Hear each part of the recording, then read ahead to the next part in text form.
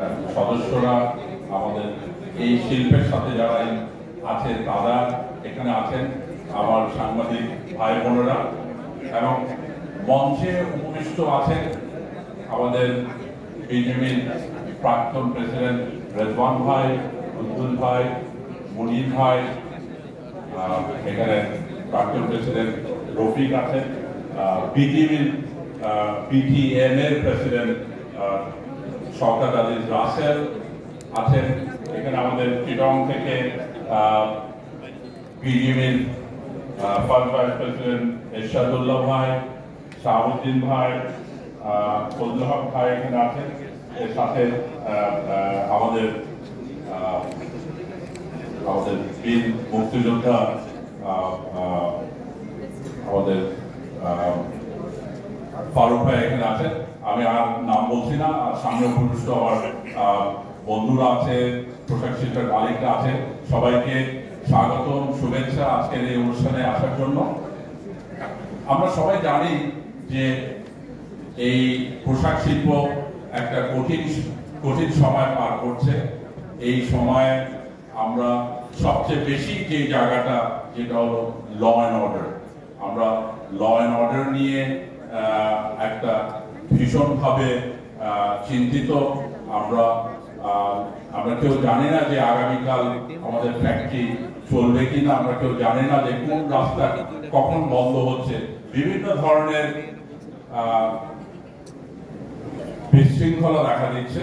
এই সময় আসলে আগামীতে আমাদের যে ইলেকশন, সেই ইলেকশনে একটা শক্তিশালী বিজেপি দরকার এবং সেটা উপলব্ধ।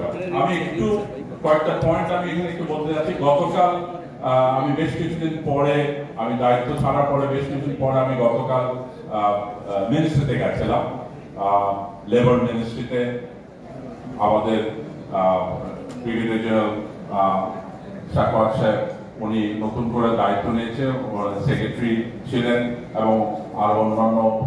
আমরা কিন্তু, আমি যে কথাগুলো আপনাকে বলেছি, যে এই যে কিছুদিন আগে আমাদেরকে একটা চাপের মধ্যে রেখে যে 18 দফার যে একটা এগ্রিমেন্ট করা হয়েছে, যে এই 18টা দফা পালন করতে হবে, এবং সেটা সিগনেচার করার পরে কিন্তু সবচেয়ে বড় যে জিনিস ছিল যে তারপর দিন থেকে ফ্যাক্টরিগুলোতে কোনো ডিসরাপশন থাকবে না। তো প্রথম দফায় কিন্তু পালন হয় নাই, যে আরেকটা সাইডে যে পালন করার কথা সেটা হয় নাই, কিন্তু আমাদেরকে একটার পর একটা প্রেসারের মধ্যে এখানে আছে। আমি যে জিনিসটা আমরা বলবো, আমার এখানে নেতৃবৃন্দ আছে, এখানে আমাদের ইন্ডাস্ট্রির সক্ষমতা কি আছে, এই জিনিসগুলো আমরা এর আগেও আমাদের মিনিমাম ওয়েজেসটা সেই সক্ষমতা অনুযায়ী আমরা করেছিলাম এবং সেই অনুযায়ী ফ্যাক্টরিগুলো চলছিল। কিন্তু এখন যে পর্যায়ে আছে, একটার পর একটা নতুন দাবি নিয়ে, একটা নতুন ইস্যু নিয়ে কিন্তু বিশৃঙ্খলা দেখা দিচ্ছে। তো এটা যদি শক্তভাবে হ্যান্ডেল না করা হয়, তাহলে কিন্তু আমাদের আগামীতে এই ইন্ডাস্ট্রির ভবিষ্যৎ নিয়ে আমরা আসলেও খুবই চিন্তিত এই জিনিসটা নিয়ে। আমরা দেখেছি যে ব্যাংকের ইন্টারেস্ট রেট বাড়ছে, আমাদের কস্ট অফ ফান্ড বেড়ে যাচ্ছে, কস্ট অফ প্রোডাকশন বাড়ছে। আমাদের এখনো যেটা ছিল যে কাস্টম বন্ড এবং অন্যান্য জায়গায় যে চ্যালেঞ্জগুলো ছিল, সেই চ্যালেঞ্জগুলো কিন্তু আগে আমরা এই নতুন বাংলাদেশের কিন্তু যে আমাদের যে মিসলিনিয়াস যে খরচটা হয়, সেটা আমরা মনে করছিলাম যে বন্ধ হয়ে যাবে, সেটা কিন্তু বন্ধ হয়নি। এই জিনিসগুলো আমাদেরকে আরো আমাদের কস্ট অফ প্রোডাকশন বাড়িয়ে দিচ্ছে। আমরা বায়াররা চিন্তিত। আপনারা জানেন যে অনেকগুলো বায়ার কিন্তু বাংলাদেশে ভিজিটের ব্যাপারে তাদের রেস্ট্রিকশন আছে, সেই জন্য বায়াররা আসতে পারছে না।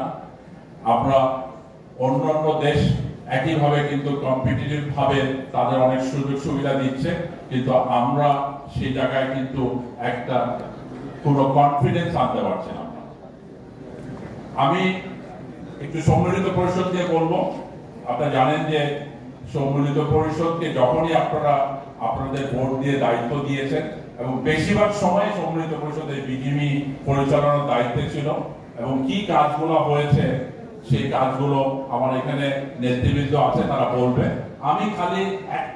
আমি যখন দায়িত্ব ছিলাম সেই জিনিসগুলো আপনাদেরকে যদি আমি একটু বলি, যে এই ঠিক যে রুমে আমরা এখানে আছি, এই রুমে 2021 সালের 4 এপ্রিলে যখন কোভিড একেবারে সবচেয়ে পিক অবস্থায় ছিল, সেই সময় যে ইলেকশন হয়েছিল, সেই ইলেকশনের তখন ফোরাম দায়িত্ব ছিল।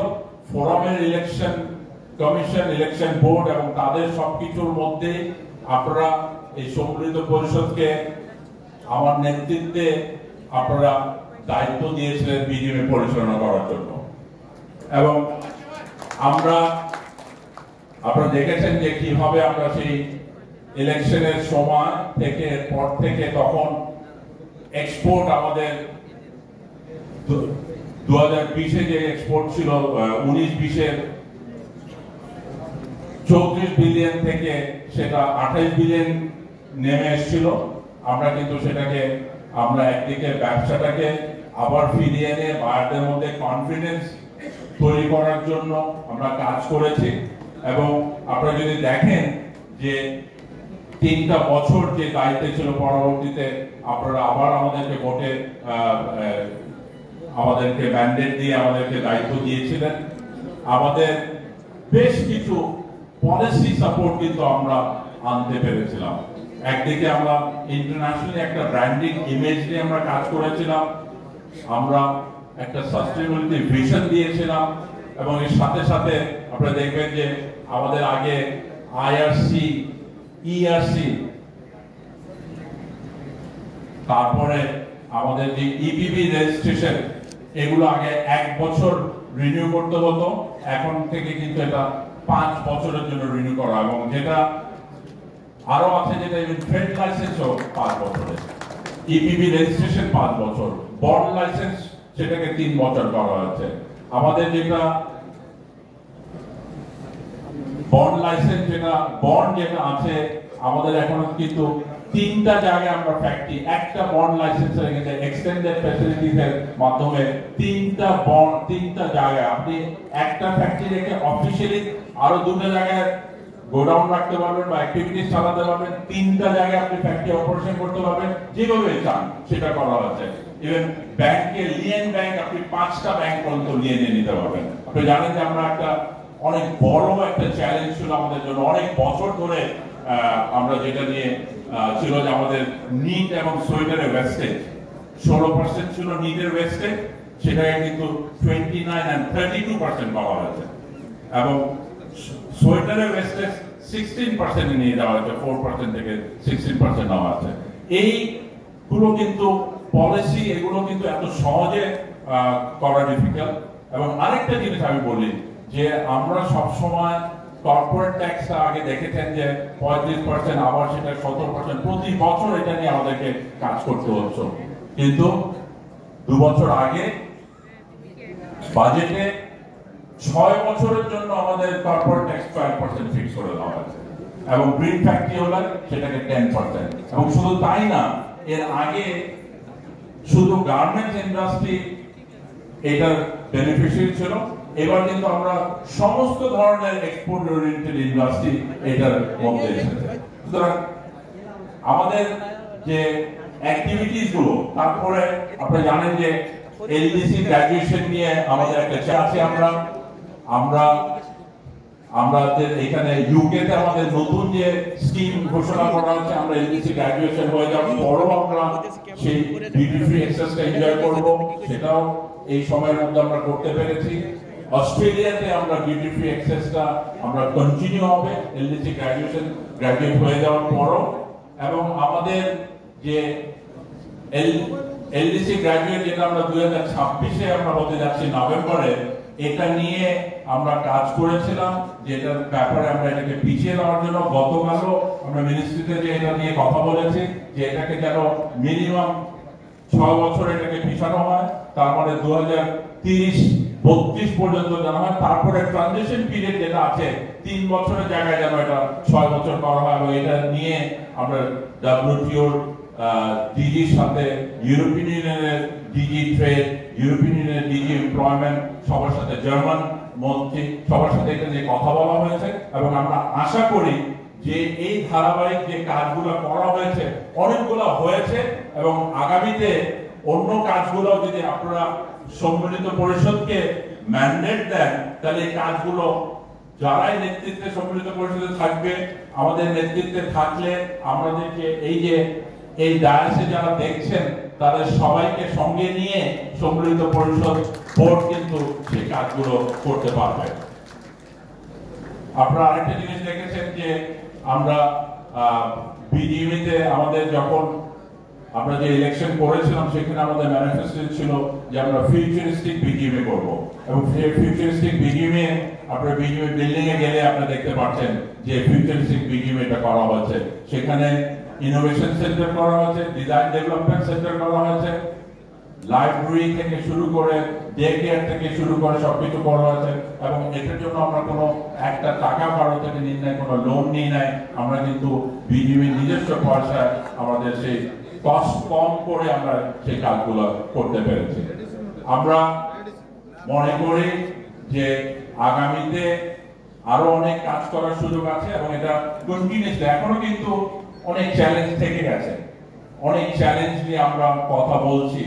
কাস্টমসের ইস্যু, গ্যাসের ইস্যু, ইলেকট্রিসিটি ইস্যু, এগুলো চ্যালেঞ্জ কিন্তু থেকে গেছে পোর্টে, এবং এই কাজগুলো আমরা কন্টিনিউ করছি। এটা আমরা জানি কি ধরনের ইস্যু এগুলো আছে। আরেকটা জিনিস আমরা কিন্তু যদি দেখেন যে আমরা স্মল মিডিয়াম ফ্যাক্টরির জন্য কিন্তু সার্ভিস চার্জটা অনেক কমানো হয়েছে। আমি বলি যে ওয়ার্কার ডাটাবেজে যেটা 500 পর্যন্ত এমপ্লয়ি হলে আমাদের আগে 15,000 টাকা ছিল, সেটাকে 5,000 টাকা করা হয়েছে। আমাদের সার্ভিস চার্জ কোনো এই যে ইনসেন্টিভের জন্য সার্টিফিকেটের, যেটা দেখবেন যে আগে $25,000 জন্য কোনোটা 1,000 ছিল, সেটা 2,000 করা হয়েছে, কোনোটা 4,000 ছিল, সেটাকে 1,000 করা হয়েছে। সুতরাং যে স্মল মিডিয়াম ফ্যাক্টরিগুলোর জন্য কিন্তু সার্ভিস চার্জ অনেক কমানো হয়েছে, এবং স্মল মিডিয়াম ফ্যাক্টরির যে ইনসেন্টিভ গুলো আছে, সেই ইনসেন্টিভ গুলো কিন্তু ধরে রাখার চেষ্টা করা হয়েছে। এবং আমি মনে করি এই জিনিসগুলো আগামীতে আরো আপনাদের সাথে আলোচনা করে বেশ কিছু ইস্যু আছে, এবং আপনারা নিজেরাও দেখবেন যে গত বোর্ড যখন আমরা যখন দায়িত্ব নিয়েছিলাম, সেই সময় ইনসেন্টিভের যে টাকাগুলো আমাদের অনেক জমা ছিল, সেগুলো কিভাবে খুব তাড়াতাড়ি এগুলাকে আমরা রিলিজ করতে পেরেছিলাম। এই ব্যাপারে আমার মনে হয় আরো কিছু বলতে পারবে। আমার সাথে সেই সময় রফিক ছিল। রফিক এই কাজগুলো নিয়ে ফলো আপ করেছে, পরবর্তীতে রফিক আবার দায়িত্ব পালন করেছে। আমি যে কথাগুলো বললাম এগুলোর সাথে আমি মনে করি যে আরো অনেকগুলো আছে, যেগুলো আপনাদের একটা বই আকারে আমরা পাঠিয়েছিলাম। আমরা আবার অনেক কিছু, আমি একটা জিনিস যে কস্ট অফ ফান্ডের একটা যেটা ফান্ড ছিল আমাদের, যে প্রি শিপমেন্টের যেটা নিয়ম, কিন্তু আমরা যখন আমাদেরকে প্রথম আমরা দায়িত্ব নেওয়ার পরে দেওয়া হলো এটাকে 6% ইন্টারেস্টে, এবং শিপমেন্ট করার পরে সব ডকুমেন্ট যখন জমা দেওয়ার পরে ইন্টারেস্টে, সেটাকে আমরা 3.5% ইন্টারেস্টে কমিয়ে এনেছিলাম। এবং এটা কোনো ডকুমেন্ট না, জাস্ট পেপার জমা করলে, এবং এটা এটা রিভলভিং ছিল। 5,000 কোটি টাকা এখনো আছে, 5 বছরের জন্য এটাকে করানো হয়েছে। শুধুমাত্র যেটা হয়েছে যে 3.5% এটা নামানো হয়েছিল, এখন আবার এটা 5% তোলা হয়েছে। আর অন্যান্য ইন্টারেস্ট গুলো দেখেছেন যে কোথায় চলে গেছে, সেই জায়গায় 5% এই ফান্ডটা কিন্তু আমরা এখনো এনজয় করছি, এখনো পাচ্ছি। এবং এটা সেই সময় আমরা 5 বছরের জন্য, এটা আগামী বছর শেষ হয়ে যাবে। এটা আবার এটাকে যেন আমরা এই কাজটা করতে পারি, এই কারণে আবার সম্মিলিত পরিষদের দরকার। এবং আমরা আশা করি আপনাদের কাছে আমি অনুরোধ করব, আগামীতে যে ইলেকশন শিডিউল ঘোষণা করা হবে, সেই ইলেকশনে সম্মিলিত পরিষদের প্যানেলকে আপনারা পূর্ণ প্যানেলে ভোট দিয়ে জয়যুক্ত করবেন। সবাই ভালো থাকুন, সুস্থ থাকুন।